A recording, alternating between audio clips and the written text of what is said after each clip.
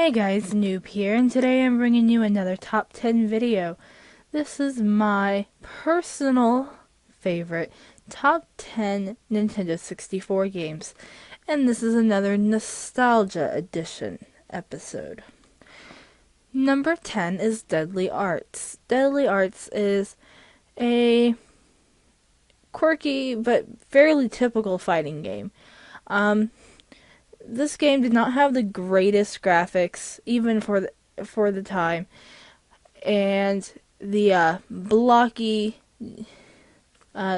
geometric kind of 3D characters really were not that appealing. The character design and the costumes for each one were weird, and it was kind of like, who are these people? Why are they here? But my favorite thing about this game was there was a character editing option where you basically could create your own fighter and then go and fight with them throughout the game. Well, of course, I basically would create 5 fighters, maybe test out 1 or 2 of them, and then just keep creating more. And I just basically used it like a create-a-sim. Number 9 is Mortal Kombat Trilogy. Now, of course, I was pretty young when I played Nintendo 64, so I was definitely probably too young to play this game with all of the gory finisher moves, and also to understand how to do some of the finisher moves, because like most people who didn't use cheats or look up the combo codes, I was stuck just mashing buttons, hoping that I would do something awesome to beat my opponent. I also really enjoy all the characters that are available to play as in the game. And I know it's pretty much like the standard Mortal Kombat characters, but I've always been really fond of these characters, and this is really the only Mortal Kombat game I've played, except I have played, I played the Mortal Kombat game for the 360 once. Number 8 is Diddy Kong Racing. Diddy Kong Racing is a charming, and honestly, I think it's even quite beautiful, and it's almost, I don't know, I would almost say almost clay looking form. It's not really clay, but it's very cartoony form. There we go. And it is probably the only racing game I'm any good at, able to play. The characters are so cute, and I always played as Mipsy, and the level design is really, really fun.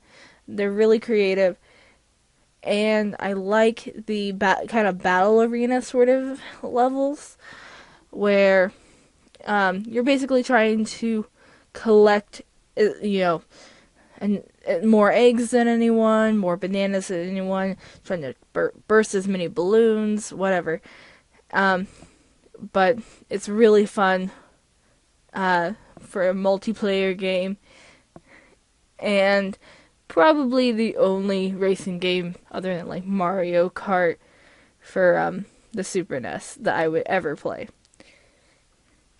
And this is also the perfect time to kind of throw a mention in for Conker's Bad Fur Day. I actually had not, I can't really put it on my list because I've never played it. I've seen playthroughs of it, and I know it's a wonderful game, so I felt like I should just mention it so you guys know to check it out. Number 7 is Legend of Zelda Ocarina of Time. Now, I know this is Game of the Year in '99, and I'm sorry this low on the list, but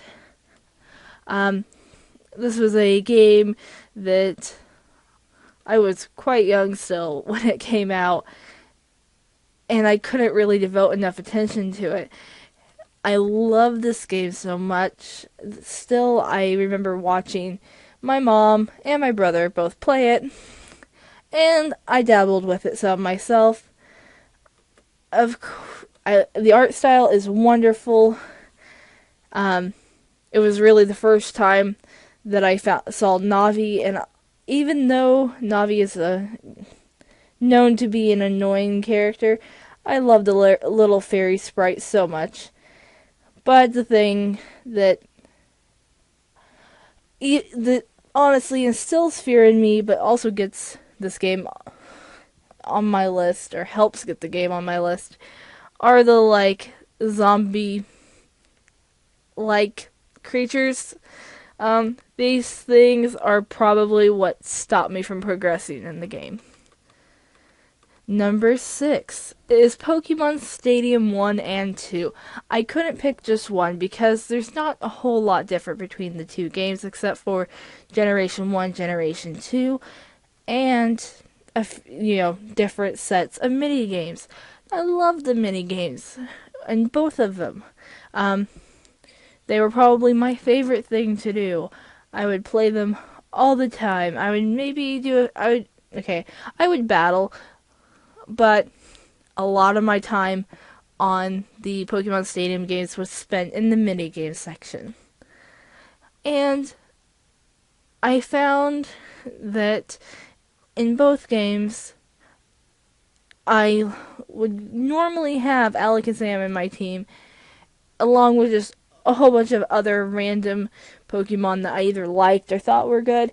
I used Fortress a lot in Pokemon Stadium 2. Part of it was probably because of his rollout ability. I don't know why, but I thought rollout was awesome. Don't know why, but yeah. And I used Arcanine a lot in Pokemon Stadium 1. Number 5 is Pokemon Snap. Pokemon Snap I love this game. And it's a game that I definitely will want to go back and play and want to do a series on my channel eventually, as long as I can find my copy still. But anyway, love Pokemon Snap. It's probably what led me to loving photography today. And even though looking back at the game now and watching parts of the game now, realizing how stupid the storyline is, it's a lot of fun. I played this game until I practically maxed out the points I could get for all my photos. I felt like I no-lifed this game a little too much. And this is one of my favorite scenes or shots that you can get in the game, where you have this huge group of Charmanders dancing in the volcano. And there's also a shot that kind of scares me. It goes back to me not liking water in video games, which we'll talk more about later. Even though I love Gyarados so much, there's something extremely terrifying about this humongous sea creature looming over your head and spitting water in your face. So every time I'd pass the waterfall, I felt like he was just going to pop out whether I threw a pester ball in it or not. Number 4 is Yoshi's Story. I love Yoshi's Story. I had never played Yoshi's Island, and I have not played the new Yoshi's Island, which I hear isn't really that good. But I loved Yoshi's Story. I did not own this game for a long time. I would actually rent it constantly, and then finally the video store I would rent it from closed. So they were selling stuff, and this happened to be something that they were selling, and I was so happy. Sorry. The Capri Sun sort of reference just happened in my head. Anyway, I love this game. I love the, I don't know, crafty art style. I don't know. Pop up book art style. That's actually really quite accurate. Um, I also loved being able to, like, even though it's such a small thing, the different colored Yoshis that you could play as. I don't know why, but I love that, and I thought it was so cute.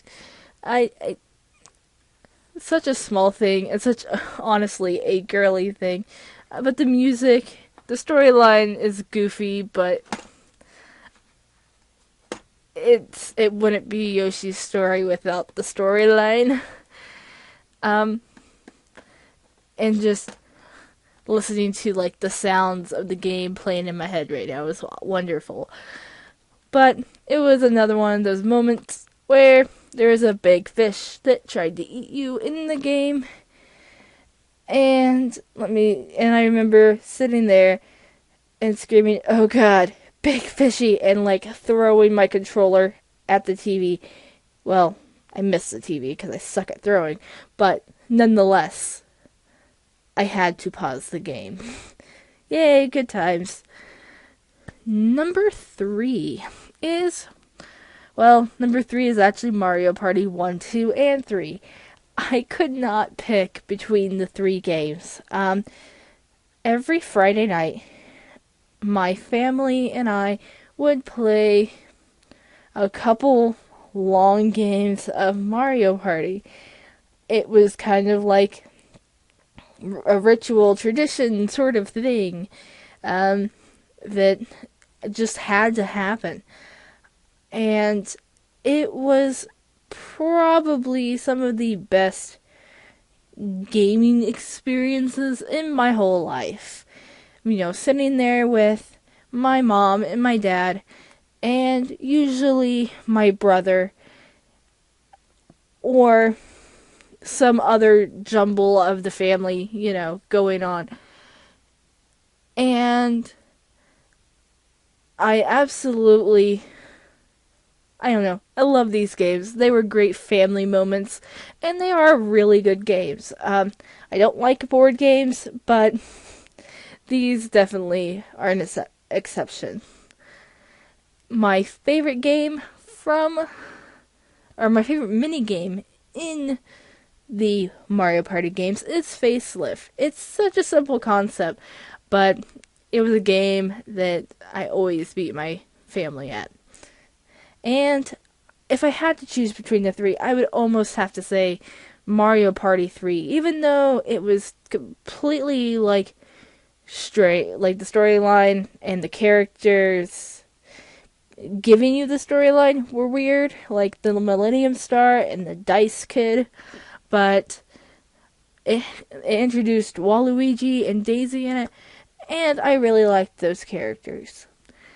Number 2 is Zelda's Majora's Mask. Now, this game is a game that I liked when I was younger. I actually really liked it when I was younger. I didn't play a whole lot of it. I did play it, but it was kind of as much as probably someone under 10 years old would have played it at the time. But I've watched my mom and my brother play it. But as I've gotten older and seen more of the game and been able to understand the game a little bit more, this game is fantastic. The art is wonderful. The character designs is quite mesmerizing. I love the storyline, and this is probably, even though it's not supposed to be a scary game or a horror genre game, this is probably one of the scariest games that I've ever played. And that's saying something. It's just, there's such a creepy feel to Majora's Mask, and everything is so weird. get so beautiful, and it is absolutely wonderful. I can't get over it. So, real quick, an honorable mention is this is a game I played a lot, but I can't actually decide if it was a really good game or if it was just an okay game, and that is Chameleon Twist 1 and 2, specifically Chameleon Twist 2. This game was a lot of fun, but it was not the easiest, and I played the heck out of this game. So, here we are. Number 1 is Super Mario 64. This is one of the best Mario games, or at least best 3D Mario games ever. And this game has caused so much joy and so much trauma. This game is one that I will sit down and play again and again and again and again without any hesitations. It is a game that I will watch anyone do a playthrough on. And it is a game that I will probably just I will never forget it. But the problem of this game are not the problem, but something that makes this game even more memorable is this is the game that caused me to have an extreme fear of water in video games, so much that I almost have a panic attack. It's not just a fear that's a minor, like, oh gosh, I don't like games that have this. No, I actually have a real phobia of it that causes me some issues. So, the piano was scary, and the chain chomp was, it was a chain chomp. I had seen those in other games before, but it was annoying. But oh my lord, I did not expect the big fish when you fell off the edge in the Little Big World. Did not expect that at all, and that I wanted to cry. But I had already been tormented so much by World 3's giant eel. I will not play that level. I will not play that level. I walk into the room with the big boat and I walk away. I will not play the level. I will either find someone else. I had continued a save file from someone else, and they had already beat all of them. So I didn't have to do it, because the thing terrifies me. And any other game that uses something of the sort, of either the big blooper, or the giant eel, or a shark, or anything like that, just needs to not. So yeah. But anyway, thanks guys so much for watching, and please like, comment, subscribe, the works, and I'll see you guys next time. Bye bye.